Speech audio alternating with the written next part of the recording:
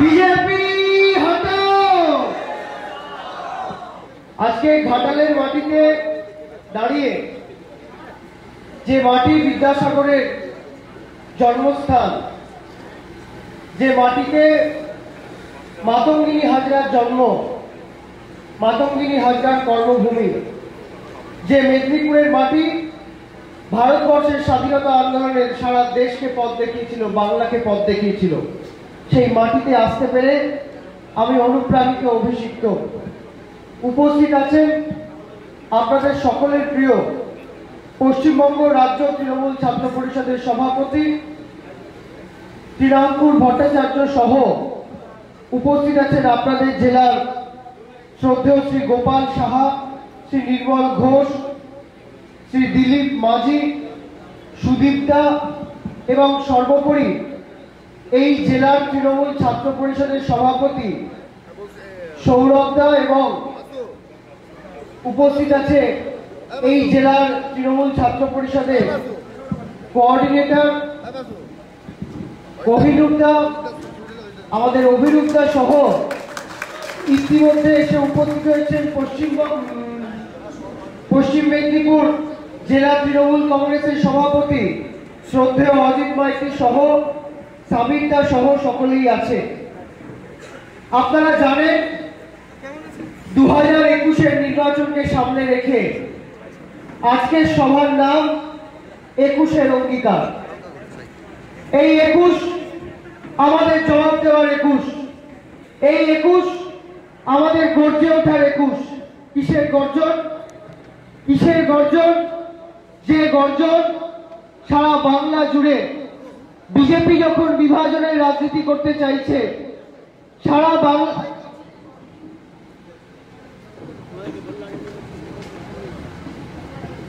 বাংলা জুড়ে যখন আমরা দেখেছি যে বিদ্যাসাগরের মূর্তিতে 2019 সালে কলকাতার মাটিতে অমিত শাহর মিছিল থেকে যে বিজেপি বিদ্যাসাগরের মূর্তি ভেঙেছিল, যে বিজেপি স্বামী বিবেকানন্দের মূর্তি ভেঙেছে, নেতাজি সুভাষ বোসের মূর্তি ভেঙেছে, বিরসা মুন্ডা সিধু কানুদের অসম্মানিত করেছে, আমাদের লড়াই সেই বিজেপির বিরুদ্ধে।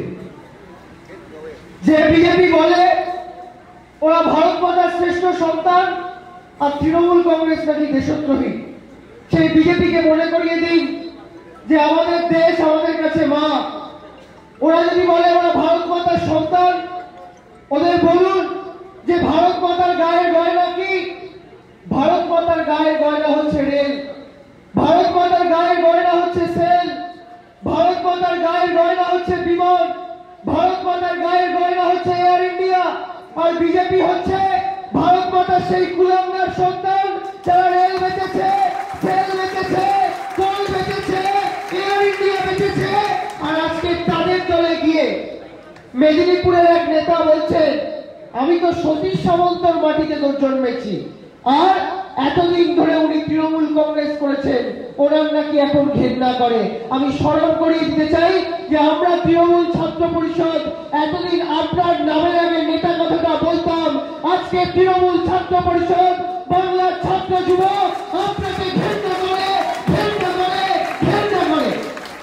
রাজনৈতিক মিটিং এ দাঁড়িয়ে যে নেতা বলছেন আমি অমৃত দাস, রাজনৈতিক মিটিং এ দাঁড়িয়ে বলছে অমৃত দাস, যেন তৃণমূল কংগ্রেস তার বিয়ে দেয়নি। আরে ওকে কেউ বিয়ে করেনি, তৃণমূল কি করবে? তা সেই নেতা সাহস থাকলে জনতার দরবারের সামনে এসে বলবেন আমি অকৃতদার এবং আমি অকৃতজ্ঞ, আমি বেঈমান, আমি দলের টিকিটে কাউন্সিলর হয়েছি, বিধায়ক হয়েছি, মন্ত্রী হয়েছি, সংসদ হয়েছি, আর নির্বাচনের 3 মাস আগে দল ছেড়ে অন্য দলে গেছি। 2014 সাল থেকে নাকি ওনার সঙ্গে যোগাযোগ। আপনারা দেখেছেন নারদা স্টিং অপারেশনের ভিডিও বেরিয়েছিল কোথা থেকে? বিজেপির পার্টি অফিস মুরলীধর সেন থেকে কলকাতায়।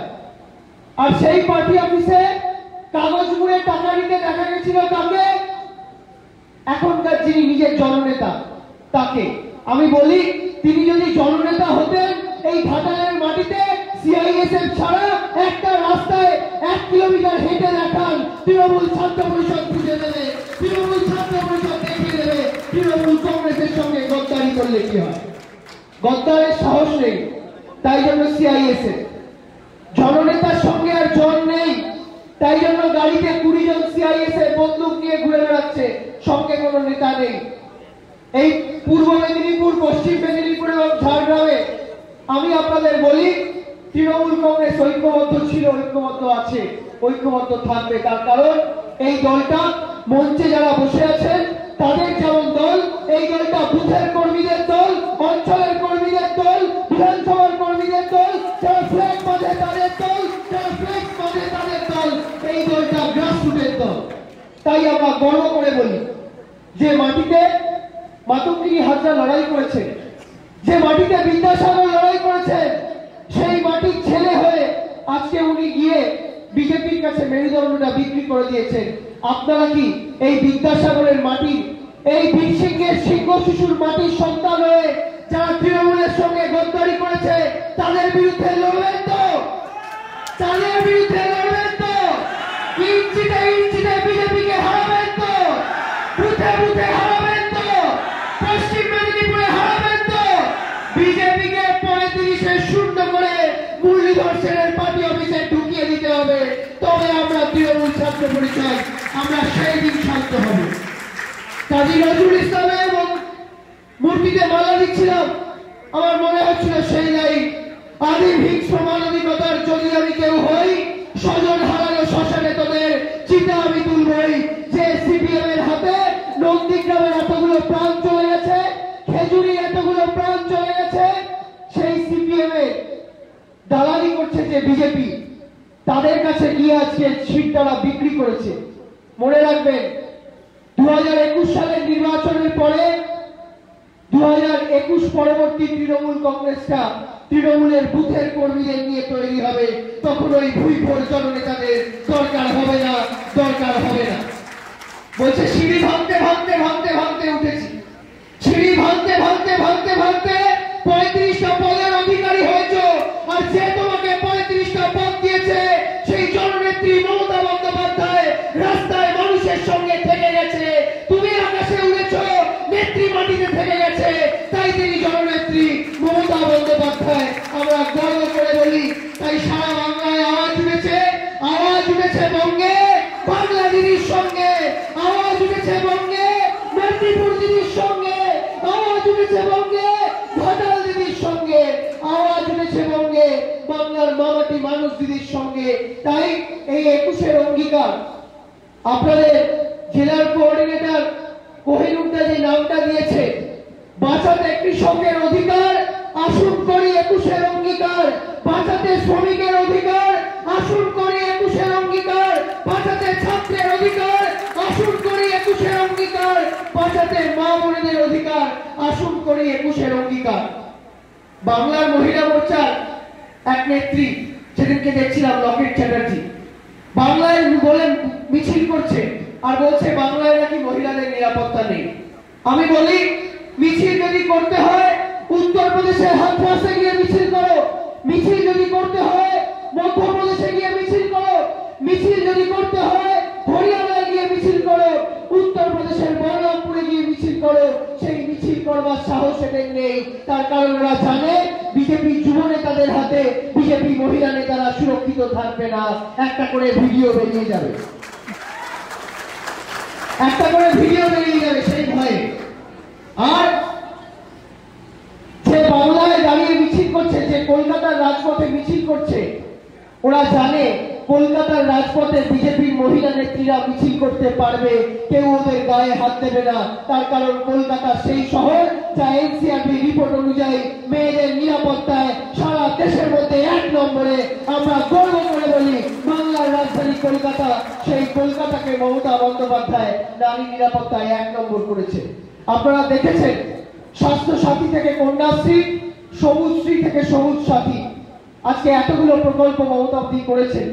যখন মমতা বন্দ্যোপাধ্যায় 2016 সালে স্বাস্থ্য সাথী করলেন, 2018 সালে বিজেপি নিয়ে এলো কি আয়ুষ্মান ভারত। আপনার বাড়িতে যদি একটা সাইকেল থাকে, বাড়িতে যদি টেলিভিশন সেট থাকে, আপনি আয়ুষ্মান ভারত পাবেন না, কিন্তু স্বাস্থ্য সাথীর জন্য সেরকম কোনো ক্রাইটেরিয়া নেই। বিজেপি হচ্ছে সেই টুকলিওয়াল ছাত্র, ওরা টুকলি করে ভোটে জিততে চাইছে। দিদি স্বাস্থ্য সাথী করছে, ওরা আয়ুষ্মান ভারত করছে। দিদি কৃষক বন্ধু করছে, ওরা কিষাণ সম্মান নিধি করছে। দিদি যখন করছে জল ভরো জল ধরো, আর বিজেপি করছে কি চোর ধরো বিজেপিতে ভরো, তোলাবাজ ধরো বিজেপিতে ভরো, দঙ্গাবাজ ধরো বিজেপিতে ভরো। আজকে সেই তোলাবাজ নেতাদের বিরুদ্ধে আমাদের লড়তে হবে। আর এই লড়াইতে মমতাজি অনেক পেছনে থাকবেন, অজিত মাইতিরা পেছনে থাকবেন। প্রয়োজন নেই একটা দিলীপ ঘোষকে আটকানোর জন্য তৃণমূল ছাত্র পরিষদ যথেষ্ট। আমরা প্রথম দায়িত্বটা করে উঠে দেব। আমরা রক্ত দিতে রাজি আছি, জীবন দিতে রাজি আছি, ঘাম দিতে রাজি আছি, মেরুদণ্ড বিক্রি করতে রাজি নেই, দলের ঝান্ডাটা বিক্রি করতে রাজি নেই। আমরা তৈরি। কত আসনে মনে রাখবেন, শুভেন্দু বাবু যে আসন থেকে দাঁড়াবেন তৃণমূল কংগ্রেসের প্রার্থী, সেই আসন থেকে তাকে পরাস্ত করবে। এখানে আমার আগে নির্মল বাবু বলছিলেন, আর আমার মনে পড়ছিল শ্রী চৈতন্য দেবের গুরুদেবের কথা। ঈশ্বরপুরী শ্রী চৈতন্য দেবকে মন্ত্র দিয়েছিলেন, আর আজকে নির্মল বাবু বলছিলেন যে ওকে আমরা বক্তব্য রাখতে শিখিয়েছিলাম। যে নিজের গুরুকে ভুলে যায়, যে নিজের রাজনৈতিক জন্মভূমিকে ভুলে যায়। আর যাই হোক, মেদিনীপুরের মানুষ আমি বিশ্বাস করি যারা স্বাধীনতা আন্দোলনের নেতৃত্ব দিয়েছে তারা গদ্দারকে মানবে না, তারা বেঈমানকে মানবে না। যারা দলের সঙ্গে গদ্দারি করেছে, দলে থেকেছে, দলে খেয়েছে, দলে পড়েছে, তার সঙ্গে যারা গদ্দারি করেছে তাদের বিরুদ্ধে তৃণমূল ছাত্র পরিষদ প্রত্যেকটা বুথে, প্রত্যেকটা ব্লকে ঐক্যবদ্ধ হয়ে লড়াই করবে। এবং আমাদের বিশ্বাস যে জগদীপ ধনকর প্রতিদিন মমতাদিকে উদ্দেশ্য করে টুইটারে বাংলার নামে কুৎসা করেন। এটা 2021 সালে জানুয়ারি মাস, এই ঘাটালে দাঁড়িয়ে বলে যাচ্ছে। 2021 সালের মে মাসে ওই জগদীপ ধনকরকে রাজভবনে দাঁড়িয়ে কাঁদতে কাঁদতে তৃতীয়বারের জন্য দিদিকে শপথ নেওয়াতে হবে। সেটা বাংলার মানুষ আমরা হাসতে হাসতে দেখবো, আর জগদীপ ধনকর কাঁদবে। তাই বলি, রবীন্দ্রনাথের কথা গদ্দারের মুখে মানায় না, কাজী নজরুলের কথা গদ্দারের মুখে মানায় না, সতীশ সামন্তের নাম যারা গডসের দলে গেছে তাদের মুখে মানায় না, মাতঙ্গিনী হাজরার নাম যারা গডসের দলে গেছে তাদের মুখে মানায় না। তাই রবীন্দ্রনাথের ভাষাতেই বলি, আমরা চলি সমুখ পানে, কে তৃণমূলকে রুখবে? কাঁদবে বিজেপি, কাঁদবে কাঁদবে সিপিএম, কাঁদবে কাঁদবে কংগ্রেস, কাঁদবে হাসবে তৃণমূল, হাসবে হাসবে কন্যাশ্রী, হাসবে। যদি আপনার স্বাস্থ্য সাথী দরকার, রয়েছে আপনার দুয়ারে সরকার। যদি আপনার কন্যাশ্রী দরকার, রয়েছে আপনার দুয়ারে সরকার। যদি আপনার সবুজ সাথী দরকার, রয়েছে আপনার দুয়ারে সরকার। তাই এই লড়াইটা আমাদের বর্ণ পরিচয়ের কে বাঁচানোর লড়াই। বলছে বিজেপির একজন সাংসদ সুব্রমণ্যম স্বামী বলছে জাতীয় সঙ্গীত বদলাতে হবে। আমি বলি, বাংলা এসে একবার বল না, তোর বদলটা বিগড়ে দেবো, তোর বদলটা বিগড়ে দেবো। বাংলার রবীন্দ্রনাথকে অসম্মান করেছ। বাংলার 3 জন নোবেল লরিয়েট, একজনের নাম রবীন্দ্রনাথ ঠাকুর, আর একজন অমর্ত্য সেন, আর একজন অভিজিৎ বিনায়ক বন্দ্যোপাধ্যায়। বলছে রবীন্দ্রনাথের জাতীয় সঙ্গীত বদলাবে। আপনারা ছাড়বেন? ছাড়বেন? জনগণ মন অধিনায়কের অসম্মান মানবেন? আর কথায় কথায় একটা কথা বলে, জয় শ্রীরাম। আরে আমার কোনো আপত্তি নেই, আমি পায়ের জুতো খুলে সম্মান করে জয় শ্রীরাম বলি, কোনো অসুবিধা নেই, কোনো অসুবিধা নেই। কিন্তু রাজনীতির ময়দানে ধর্মকে বেচতে আমার অসুবিধা আছে। আমি আমার মাকে রাজনীতির মাঠে বেচবো না, আমি আমার ধর্মকে বেচবো না, আমি আমার রক্তকে বেচবো না। মা দুর্গার পুজো আমরাও করি, রামের পুজো আমরাও করি, বজরঙ্গবলী আমরাও করি। কিন্তু একটা প্রশ্ন তৃণমূল ছাত্র পরিষদের বন্ধুরা, আপনারা পাড়ায় পাড়ায় বিজেপিকে গিয়ে প্রশ্ন করুন যে উত্তরপ্রদেশের মাটিতে রাম মন্দিরের ভূমি পুজো হয়, সেই উত্তরপ্রদেশে কেন বারবার মনীষা বাল্মীকিদের মতো সীতাদের বিজেপির হাতে ধর্ষিত হতে হয়? সেই প্রশ্ন আপনাদের করতে হবে। ভগবান শ্রীরামচন্দ্র সহবাদের শিক্ষা দিয়েছিলেন, ভগবান শ্রীরামচন্দ্র শান্তির শিক্ষা দিয়েছিলেন, ভগবান শ্রীরামচন্দ্র রাবণের হাত থেকে সীতাকে উদ্ধার করবার জন্য মা দুর্গার পুজো করে রাবণের বিরুদ্ধে যুদ্ধে গিয়েছিলেন, তারপরে সীতাকে উদ্ধার করে এনেছিলেন। মনে রাখবেন, আজকে উত্তরপ্রদেশের মাটিতে দুর্গা পুজো বন্ধ করে দিয়েছে যোগী সরকার। সেই যোগী সরকারের বিরুদ্ধে, সেই যোগী সরকারকে দেখুন আর বাংলায় দেখুন, বাংলায় একটা মেয়ের গায়ে হাত দিতে কেউ সাহস করে না। তার কারণ সারা ভারতবর্ষে এই মুহূর্তে একজন মহিলা মুখ্যমন্ত্রী, তার নাম মমতা বন্দ্যোপাধ্যায়। তিনি বাংলাকে সুরক্ষিত রেখেছেন এবং আমরা গর্ব করে বলি বাংলার গর্ব মমতা। তার কারণ একটাই, গ্রাম সড়ক যোজনায় বাংলাকে 1 নম্বর করেছে মমতা ব্যানার্জি, ক্ষুদ্র শিল্পে বাংলাকে 1 নম্বর করেছে মমতা ব্যানার্জি, কন্যাশ্রীতে সারা বিশ্বের বাংলাকে 1 নম্বর করেছে মমতা ব্যানার্জি। আর আপনাদের এই জেলার কুলাঙ্গার নেতা খালি কথায় কথায় বলছে তোলাবাজ ভাইপো। আমি বলি, ওরে তুমিও তো রাজ্যের মন্ত্রী ছিলে, ওরকম একটা ভাইপো যদি থাকতো, যে ভাইপো লকডাউনের সময় 10 লক্ষ মানুষের মুখে কল্পতরু করে অন্ন পৌঁছে দিয়েছে, তাহলে তোমার জেলাটা পড়তে যেত। তুমি করনি। অভিষেক ব্যানার্জি ছিল, অভিষেক ব্যানার্জি মানুষের পাশে আছে, ভবিষ্যতেও থাকবে। সুতরাং আপনাদেরকে ঐক্যবদ্ধ হয়ে লড়তে হবে। একটা লাঠি যখন একা থাকে সে লাঠি সহজে ভেঙে যায়, একটা লাঠি যখন 10টা লাঠি জোটবদ্ধ হয়ে থাকে সে লাঠি কোনোদিন ভাঙে না। আমরা লড়বো, আমরাই জিতবো। তাই অঙ্গীকার করুন, এই অঙ্গীকার আমাদের বাংলাকে বাঁচানোর অঙ্গীকার। এই অঙ্গীকার বিদ্যাসাগর, বর্ণপরিচয়, রবীন্দ্রনাথ, সহজ পাঠ, মাতঙ্গিনীর ইতিহাসকে বাঁচানোর অঙ্গীকার। তাই যাওয়ার আগে স্লোগান তুললেন, জয় হিন্দ, জয় হিন্দ, জয় হিন্দ, জয় বাংলা, জয় বাংলা। তৃণমূল কংগ্রেস জিন্দাবাদ, তৃণমূল কংগ্রেস জিন্দাবাদ, মমতা ব্যানার্জি জিন্দাবাদ, বিজেপি হটাও, বিজেপি হটাও, অকৃতদার বেঈমান হটাও, অকৃতজ্ঞ বেঈমান হটাও। এই লড়াইতে নিশ্চিতভাবে আমাদের জয় হবে। আমরাই জিতবো, আমরাই বাঁচাবো, আমরাই হাসবো, মানুষের মুখে হাসি আমরাই ফোটাবো। সকলে ভালো থাকবেন, এক থাকবেন, ঐক্যবদ্ধ থাকবেন। জয় হিন্দ, বন্দে মাতরম। তৃণমূল কংগ্রেস জিন্দাবাদ, মমতা বন্দ্যোপাধ্যায় জিন্দাবাদ, তৃণমূল ছাত্র পরিষদ জিন্দাবাদ, বাংলার মারাঠি মানুষ জিন্দাবাদ।